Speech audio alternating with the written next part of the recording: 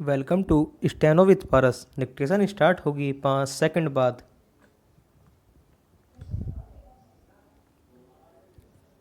Start. महोदय, योजना पर वाद विवाद सच्चे अर्थ में एक राष्ट्रीय विचार विमर्श का अवसर है और मुझे प्रसन्नता है कि सदस्यों ने इसे गंभीरतापूर्वक लिया है।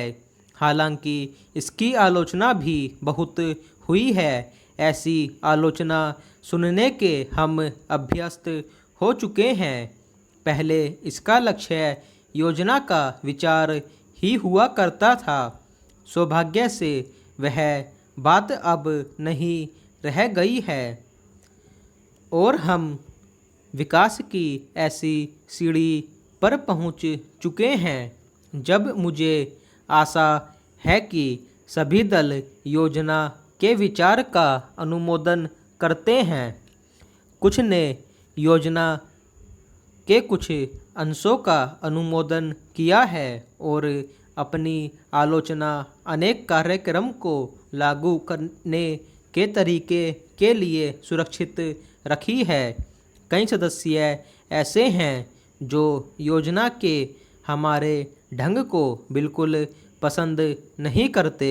पहला, अब यह स्पष्ट है कि हम में से प्रत्येक व्यक्ति के रूप में नहीं बल्कि दल के प्रतिनिधि के रूप में कुछ विचारों के पक्ष में है और कार्य संचालन के किन्हीं विशेष तरीकों को पसंद करता है। हमने पर्याप्त विचार विमर्श और सोचने समझने के बाद यह निश्चय किया कि हमें किस प्रकार का योजना आयोग बनाना चाहिए और आयोग को किस ढंग से काम करना चाहिए।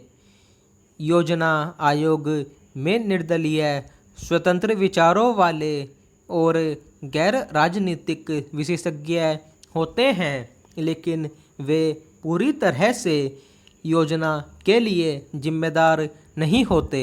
योजना का निर्माण प्रत्येक राज्य के विभिन्न स्तरों के लोगों के साथ अनेक विचार विनिमयों के आधार पर होता है और अंततः उसे अंतिम रूप देने के लिए राष्ट्रीय विकास परिषद में प्रस्तुत किया जाता है, जिसके अंतर्गत सभी मुख्यमंत्री होते हैं, जिनमें अनेक अन्य दलों के होते हैं। वे मिल बैठकर अपने विचार व्यक्त करते हैं।